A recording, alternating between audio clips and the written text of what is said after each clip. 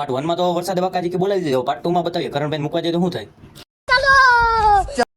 Part 2 માં તમારા બધા મિત્રોનું સ્વાગત છે. પાર્ટ 2 માં આપણે કરણભાઈને લઈ જવાના છે, હવે એની ઘરે મૂકવા જવાના છે. તો ચાલો.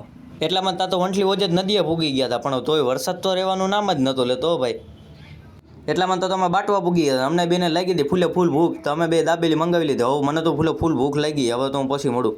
આને જોઈને તો મને ઓલી બેનનું ગીત યાદ આવી ગયું. ખાડા પુરાવો રાજ, રસ્તા સુધરાવો રાજ, ખાડા પુરાવો રાજ, રસ્તા સુધરાવો રાજ. તા તો એટલામાં કરણભાઈના ગામ બાજુનો રસ્તે ચડી ગયા હતા. કરણભાઈનું ગામ છે મૈયારી, વ્યૂ એક નંબર છે, રસ્તામાં કાંઈ ઘટે નહીં એવું.